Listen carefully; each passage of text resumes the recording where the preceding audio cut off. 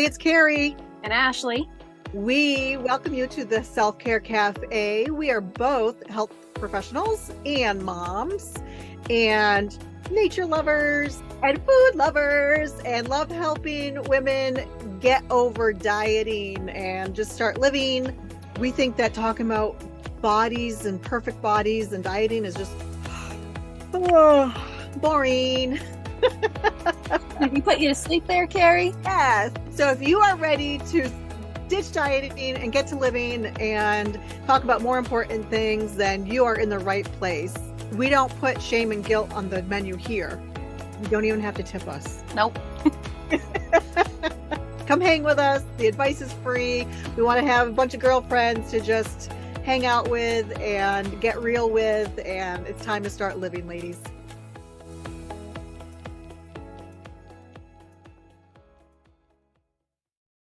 Hey, Carrie. Hey, No, after you. No, after you, I insist. No. Hi. No. Hello, everyone. So, Carrie, what's on the menu this week? Well, we talked last time about meal plans versus meal planning. We were trying to come up with a different name for meal planning to differentiate it more. Yeah. I came up with meal strategy or strategizing or we thought that maybe this week we should get a little bit more into nuts and bolts of how to meal plan, right? How to Even we get confused. Meal planning 101. There. Right. How to make a meal strategy, I guess. I don't know. But yeah, last time we talked about like the difference between what we consider a meal plan, which is like something you get from somebody else that's got everything for you, like every food at every meal and maybe even portion sizes, versus meal planning, which is or strategizing or whatever. What we're going to talk about today and how it's a little bit more flexible and you're the one that is in charge of it. Basically, you're the one that's strategizing it or you're the one that's creating it. Yes, you're the captain. Yeah, exactly. And I think a big difference might be, like I sort of mentioned, if you're maybe purchasing or you're downloading or you're getting a meal plan from somewhere else, oftentimes it has portion sizes on there because it's trying to keep you maybe within like a calorie range or macro range or something like that. But when you're doing your own meal strategy, hey, I got it. You don't even have to include portion sizes, right? Like the whole purpose of making a meal strategy for a day or a few days or a week or 2 weeks or whatever you decide you want to do, and it doesn't even have to be the same every time, is to make your life easier. Right. Yeah, instead of making it rigid and where you something that you feel like you have to follow, and if you don't follow it, you're failing, and then here comes all the shame and the guilt and why bother and feeling crappy about yourself, right? Exactly. And yeah, and like Ashley said, a lot of times it's rigid. It's keeps you within certain boundaries, and we understand that some of you are listening to this like, but I need that. Right? Like I need the accountability. That's a big one that we hear, and that's why people tend to do these meal plans, which we feel are really just diets in disguise. Right. But you know what? Life happens, and that's why planning your own meal strategy, coming up with your own meal strategy, it allows for that flexibility. So, maybe certain things are on sale at the store that you didn't plan on, and you want to get those, and you can switch it up. Maybe some days we just get really busy and I didn't get to eat lunch. Well, if you're going by a rigid meal plan, you might see what's for dinner, and maybe that's not going to be enough food for you because you hadn't eaten enough earlier, but you feel like you have to follow the plan, and it's very rigid. So meal planning, meal strategy, see, see, I'm really confused. Ashley, you take over. Making a meal strategy is supposed to be what works for you, right? So, like, it can be really loose, like Carrie was just talking about, and flexible. And in and of itself, right? Like, you can decide whether you want to make a meal strategy for every meal for the week, or a couple days, or every meal and every snack, or maybe you just want to make a strategy for just dinners. I think if you have never done a meal strategy before, starting with dinners might be a great place to start, because breakfast and lunch tend to, for most people, obviously everyone's different, but tend to be a little bit easier to manage. But dinners tend to be the trickiest one. And so that might be a good place to start. You don't have to do it all. You can if you want to. But again, it's supposed to be working for you, right? It's supposed to take into account everything so that you can save some time, you can save some mental energy, maybe even physical energy from running to the store back and forth or getting takeout or whatever, and also money too, right? So if you have a meal strategy, you're not spending a ton of money at the store just buying whatever. Like, you have a strategy for what you're doing. Um, so that strategy can take into account like your schedule. What times do you like to eat? How many meals a day do you need? Your budget. Again, if you only have a certain amount of money allotted towards food for the week, you can use a meal strategy to help you figure that out. You can use a meal strategy to help manage any health conditions, or any like health and nutrition improvements. So I think we mentioned it last time, but a great one would be like if you want to have more energy, trying to find out what foods give you that energy and trying to include those in your meal strategy more often. And if you have the strategy, not saying you'll stick to it 100% of the time, because that's the whole point. You can be flexible, but it will allow you to stick to the choices that you make when you're making your strategy more of the time. Good way of putting it. Yeah. So, for example, if you have really great intentions of making, I don't know, a salad when you get home for dinner. I've been on a like buffalo chicken Caesar salad kick. So we've been having that a little bit more often than normal. I don't even remember the last time I had one was before like the past 2 weeks. But anyways, um, sometimes, like Carrie mentioned skipping lunch earlier or not having time for it or something, a salad's probably not going to cut it. And I'm probably going to be super duper hungry. And I get really hangry when I'm hungry. Um, so maybe even on the way home, I'm not going to even make it home without like being super grumpy. So maybe I'll even stop for takeout or fast food or something on the way home. And that's another part of that flexibility piece. Like, I can have the meal I was planning on tonight a different night, and move some stuff around. Um, like how I sometimes do it when I'm meal strategizing is just writing down like 5 to 7 dinner ideas for the week, but not assigning them days. And you can do whatever works for you, whether you want to assign it or not. Um, but sort of just going with the flow, and thinking about if we have late nights, maybe we'll do an easy one. Maybe we'll do a crock pot meal that night so it's like ready for us. Um, or if you are going to get home a little earlier, maybe it's a new recipe night, or maybe it's a meal that takes a little bit more labor or prep or whatever. Yeah, and that's a great thing too. Like if you enjoyed the crock pot meals, you kind of have to plan ahead for those. Although I will say, since the invention of the Instant Pot, it has saved me some nights where I'm like, oh, I forgot to start the crock, or if I forgot to load the slow cooker.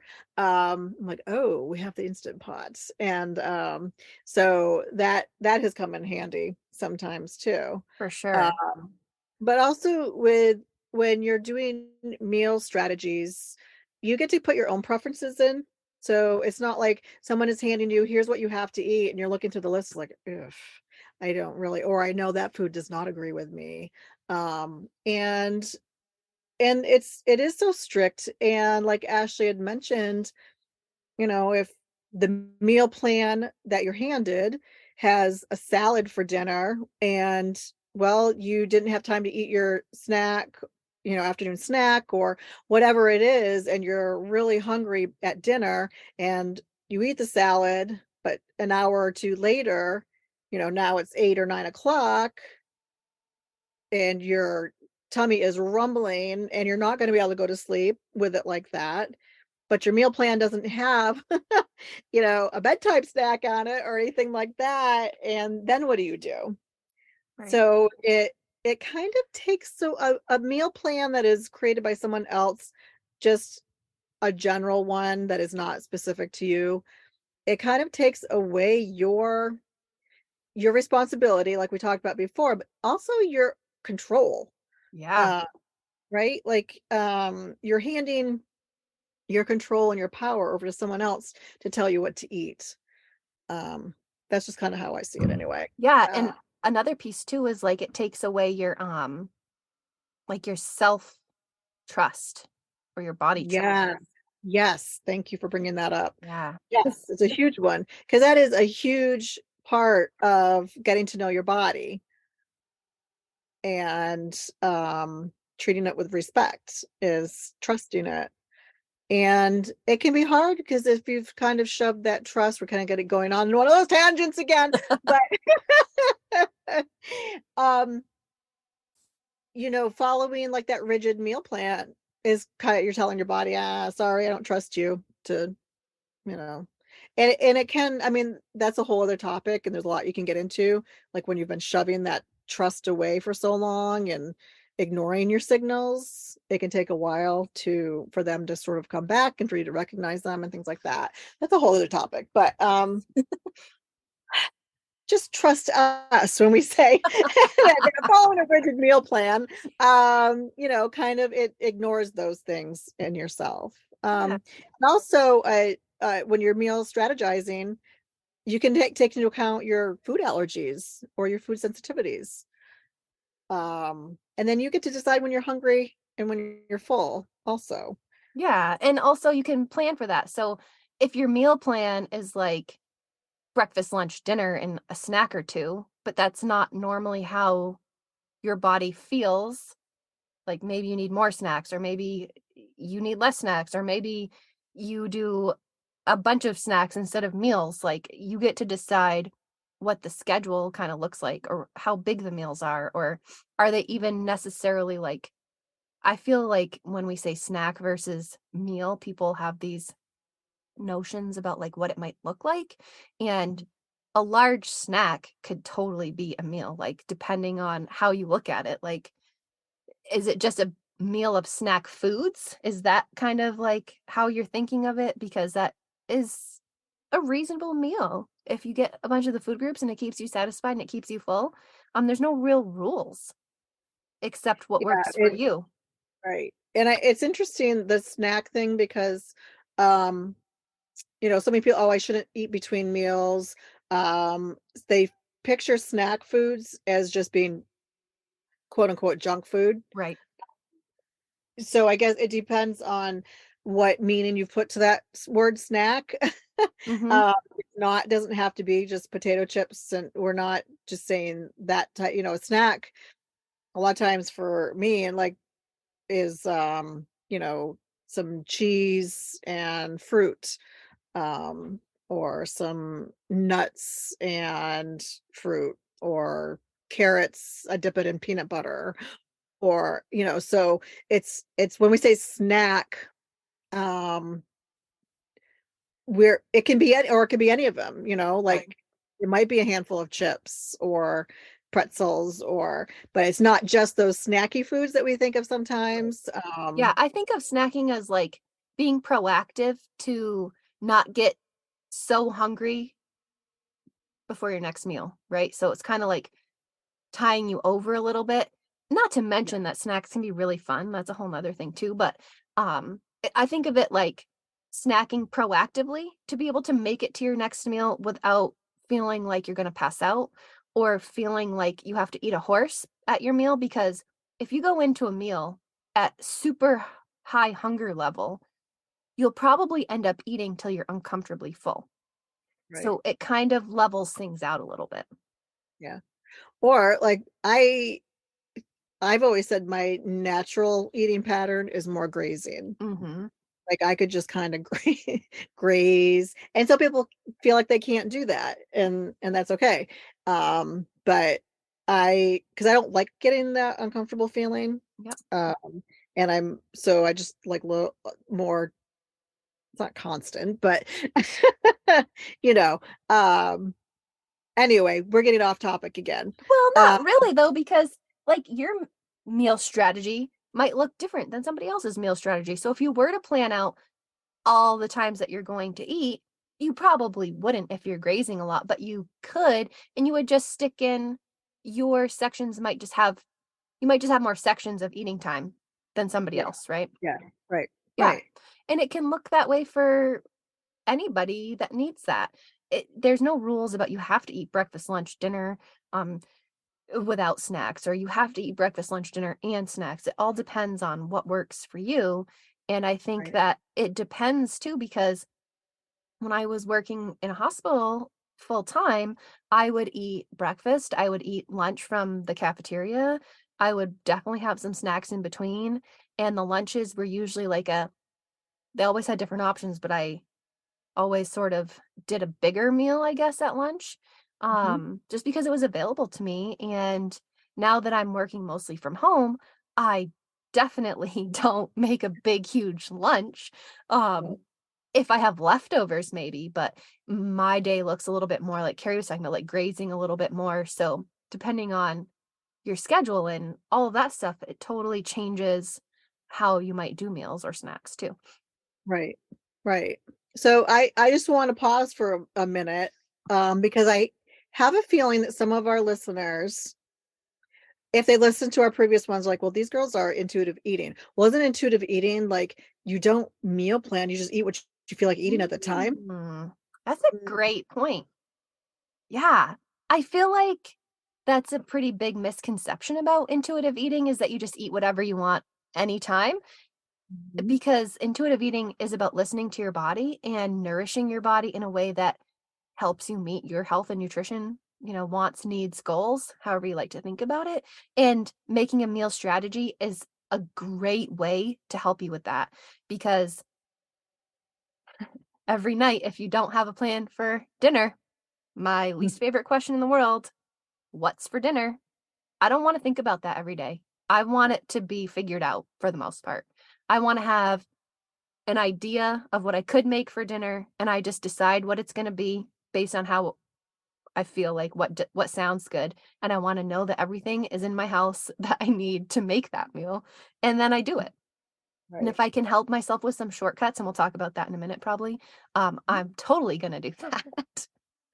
Yeah, because then you add in, if you have kids at home and they're in activities, sports, for instance, and by the time everyone's done with their practice or game, and now it's 7, 8 o'clock at night, what's for dinner is being asked. Heck And if you no. haven't thought of that, I'm it's like stopping here, for pizza. I was gonna say it's either takeout or here's a bowl of cereal, right? Right. Like it helps it. I think that meal strategizing is it could be part of your stress management too. Ah, Um, I haven't thought about that before, but yes. yeah, Yeah, yeah, because it all works together. And yeah, like I mentioned earlier, it helps you make the choices that you want to make most of the time, right? Because if you have games, practices, whatever, for multiple kids, multiple nights in a week, I don't know, can your budget allow for takeout 3 nights a week? Or if you have maybe high blood pressure, takeout food's pretty high in sodium and that can, cause problems with that. Like, can your lifestyle or your budget or your whatever, can it allow for that kind of thing? And I think that intuitive eating allows room for structure. yes, yeah, which I think is a huge, like you said, it's a misconception that everyone. people tend to think, oh, it's just a free for all, Right. basically. Yeah. Um, and that's really not what it is. We're here to put the real and intuitive. Yes. Exactly. Oh, Yeah, and the meal strategies can also take into account, like, what does your food access situation look like? If you're using food pantries a lot, the meal strategy might look a little different. You can still do it. If you go to the meal pantry or the food pantry and, get a week or two worth of food, that might be a great time to use a meal strategy so you can make things last a little bit longer, if you don't have great food access. Or if you live somewhere where there's not a lot of grocery stores, so you have to travel to get there. Using a meal strategy can help, again, stretch things out so you don't have to go to the grocery store and, pay for gas and the time to get there. Those can all be great, uses for it also. or if you don't have a vehicle to get Yep, there, exactly. If you have to line and rely on stuff. Oh, transportation. Mhm. yeah. So all of these things come into play when you are making your meal strategy. For sure. Um, so what are some meal meal prepping? Yep. Okay. Um, what is the point? First of all, what is it? Okay. So meal prepping is like or preparing, right? So prepping's it short for preparing. Um, so meal preparing or item preparing or prepping or however you want to say it is Oh, here we go again with the words. is basically what you have to do in order to make the meal, I guess, to put it in really like simple, like, basic terms, Mhm. and so, like, if you're making I don't know, I mentioned stir fry, I had it the other night and it was so good, I can't even get it off my mind, but, if you're Guess what making she's having tonight for dinner. right? If you're making stir fry and you like using fresh vegetables or they were on sale or they looked good or whatever, Mhm. that might take a lot of meal prep. So, like, the stuff that has to happen beforehand, like cutting vegetables, washing things, stuff like that, right? Does that answer your question? Yeah. So basically, like we had mentioned before in the last episode that I mean some people take a whole day, right? And it, there's different levels of meal prepping. That is definitely true. Yes. So like if you want to eat the same thing all week and that's your thing to make it, take that decision making away or off the table. Some people do that. What I think both of us probably tend to do more is if we have to, for instance, cut up vegetables for one meal, we'll cut up extra for Exactly. another meal Yeah. during the week, something like that. Yeah, or, Um, other ideas that I've heard or some people that I've worked with use are, like, to save yourself time from chopping vegetables on a night where you do have practice or games until 7 or 8, or you're working late, or you have appointments or whatever, cut the vegetables up as soon as you get home from the grocery store. Like, that's one idea. Or, if you have grapes and you want to like portion them out for kids to grab for their lunch boxes for the week or something. Like that's an example of meal prep too. yeah, that's a great one because I mean, kids' lunches. I know we tend to do a lot of the same stuff for lunches, so that would make it really convenient instead of doing it in the morning, which is what I tend to do. I could use some more meal planning. Yep. Yeah, and you can do the There. meal prep whenever it's convenient for you. Like you said, sometimes maybe it's happening in the morning, sometimes it's happening while you're making another meal. I just thought of an idea that I do sometimes. I haven't used my crock pot in a long time, but that's okay. And sometimes what I do is I figure out what crock pot meal I want to make Mhm. and I put everything in it the night before and I put it in the fridge. Yep. So in the morning, because I'm not a morning person and our mornings are very rushed, um, as many of us, I'm sure, experience, but other people tend to have the opposite, right? They're like, I don't want to do anything after work. I'm too tired, all of that. For me, Yep. it's the opposite, but I do everything the night before in the crock pot and then I just stick it in the crock pot before I leave the house in the morning or whatever and turn it on to whatever it needs to be turned on to. And that's it. That's a great idea. I love that. Yeah. I don't have to use that, except our fridge doesn't have any room. Yeah, But that's true too. Like, and one tip, you can so most of the crock pot covers, right, they have that, like they're not flat, they have that, yeah, like a dome. yes, thank you, I'm like, "What's that word?" And the handle on top. You can flip Yeah. that over to save yourself some room, Ah, yes. Yes, yes, as long yes. as it's not and it shouldn't really be at that full where it's gonna touch it, but And anyway. here's the other kicker too, that not all the food has to be fresh and you don't have to cut it all yourself, right? So Exactly. Yeah. most grocery stores now have produce that's already pre-cut and ready to go. Whether you want to do your zoodles or microwave. One of the biggest ones for me is I love the like the French cut green beans, the fresh Yep. ones. And I just buy the package and poke it and stick it in the microwave. I don't have to snap the ends or anything Yeah. like that. It's such a convenience. Or squash. I hate trying to peel and cut squash. It's so hard, and it takes forever because it's so tricky. Yes. Yeah, Yes. so I buy it already cut up and peeled and everything. exactly. So use some of those convenience type foods. Like I feel like convenience foods or sometimes you might even think of them as like processed foods, but it's saving you time, energy, etc. But it's going to help you in the long run. Go Mhm. ahead, Yes. right? Like The packets of the pre-cooked rice that where you just tear it open to let it steam, stick it in the microwave for 90 seconds and it's good to go. Like, yeah, yeah, shortcuts like that have been lifesavers. Quinoa like that. yeah. Yeah, I've it I've all makes it life easier. I've been on a rotisserie chicken kick. Yes, those. Well, think about the time. First, you have to buy the chicken, Yep. then you have to take it home, prepare it. You're using whatever, electric or propane or Right. whatever to cook it. Why? And I mean, it right. smells good and everything, but And they're not even that much more expensive than buying a whole chicken no. frozen It's or whatever. right. Plus you can get so many meals out of a whole chicken, right? Like the last time I bought one, we had the meat with like sides one night. I can't remember what we had with it.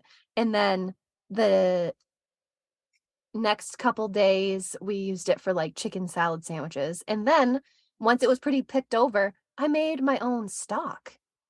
Yep. And then I used that for chicken and biscuits. Hmm. And my daughter really likes just like stock or broth or whatever with noodles, like soup. Yep. So she had that instead, but that was so many meals. Mm. Yeah, we wouldn't get those many meals out of one Right. rotisserie chicken Depends in on this your house. household size But for sure. yes, definitely. But yes, no, those are like a weekly thing here too.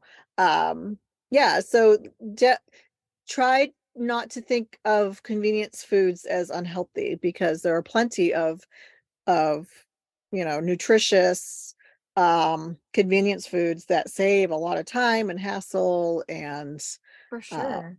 And like yeah, frozen vegetables, like the stir fry thing I mentioned earlier, you can buy a bag of stir fry vegetables that are frozen and just steam them or however you want to do it. And that's going to save you so much. And yeah, in reality, frozen vegetables are not that much less nutritious. Honestly, I'd rather have you eat canned, frozen, dried, whatever produce instead of not eating it at all. right, So, right. Well, and then sometimes depending on how long the fresh produce has sat there and what or time of year it traveled is? from. Yeah, yeah. It all yeah, so it's all good. Exactly. Um, I think so. Do you in your household, do you guys do theme nights?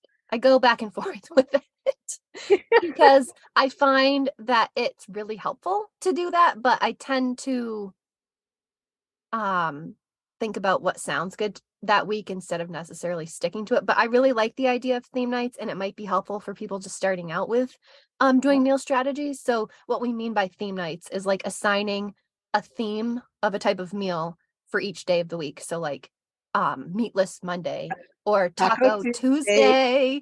Tuesday, or like pasta Wednesday, salad Thursday, pizza Friday, or whatever. And I like the idea of a theme night because it's also not like boxing you in. So you could say pasta Wednesday instead of saying lasagna Wednesday, and it leaves you with not quite so many options, right? You don't have all of the options, but you have pasta options, and there's still enough choice to be able to switch it up. Because if I don't know what's for dinner and I think about what there's all of the options, I Mhm. can't even think about what I want because it's so open. But if you narrow it down, it tends to help you decide a little bit easier. Yeah, like if you want a marinara sauce or white sauce or whatever. When I was growing up, the commercials, like it's interesting. So the Prince spaghetti Yep. Wednesdays were Prince Spaghetti Day. Yep. So it's almost like they were helping you meal plan. Exactly. For- Yeah, and there's different types of pasta, and that might be fun too, like, for yourself and or families, there's so many different types of pasta shapes and things like that. It might be fun to experiment with, those different shapes and look at the different ones and talk about it and think about, like or research even, are there different shapes of pasta that go better with different types of sauces or things like Yeah, that. yes, absolutely. Yeah, make it can be fun, a fun thing too. Exactly. Yay. Yeah. Well, this was good. Yeah. I anything else that you thought of while we were I think chit-chatting? one thing I wanted to quickly mention about the convenience food thing, like we mentioned, if you're buying stuff at the store that's convenience food, for example, sometimes I buy guacamole on taco night because I don't feel like making guacamole. I really like my homemade guacamole. It's not really a recipe, but whatever. I just throw stuff together and taste it and change it. But anyways, I like having the shortcut of Mm, buying store guacamole, but I don't always love the flavor of it, so I tend to, like, jazz it up a little bit. yep, So for myself, I'd probably add, like, more lime juice and whatever, mhm, but, I think the convenience food aspect is such a big help because if you really like having tacos on Tuesday, but this Tuesday you're really busy, so you don't have the time to make guacamole, but everybody really likes it, that's just an easy way to keep it in the meal strategy. Keep it in the yeah, menu rotation or however you wanna think about it. yeah, like, I'll sometimes buy a certain kind of salad, or even if it's just coleslaw at the deli, but I'll bring it home and I'll doctor it up with, put some apple chunks in it and, diced apple and Yep, some raisins and, because I like it a little bit more on that side yep. of it. But yeah, and one thing to note too, if you are using convenience foods, if you do have to watch, for instance, sodium, just kind of take a peek at the label, right? Well, another thing I was just thinking of, and it works for both of those things, like adding apples and other things to your coleslaw, while also watching out for your sodium is you can buy convenience foods like frozen meals, for example, like frozen entrees or canned soups. And you can add stuff from home to like stretch those out. So like if you take a canned soup and normally I most people are gonna eat that whole can in 1, maybe 2 meals, but Mhm. instead, you could add some water or some low sodium chicken broth or beef broth or whatever. You could add some extra frozen vegetables, you could add some more pasta. So you could take that 1 can of soup and make it instead of 1 meal, at least a couple meals. Or like your coleslaw, like you mentioned, you're stretching that volume and that portion, size, so you can get a couple different servings out of it. That's a great idea. Yeah. Or like if you're buying frozen entrees, add some extra vegetables to it, add a salad to it, um, whatever you like. Right. Right. Yeah, no, great. Those are great tips. Awesome. Well, Miss Ashley, where can our listeners find us? Well, we're in a lot of places, but I think the We're biggest here. Wherever here, you're listening right now, we're right here. that's right, on your podcast listening platform. We're also on Instagram, and that's in our show notes, but it's Self Care Cafe, all one word, underscore official. We're also on Patreon, Self Care Cafe on there. And yeah, I think that's Facebook. oh We have yes, a Facebook. Thank you. Facebook group. Yep. Yeah. Yeah, we'd love to have you join us on any of those. Yeah. So I see Ashley's computer's going to die soon. Yeah, so we better jump off. Log off. We love you, Latte. Love you, Latte. See you next time.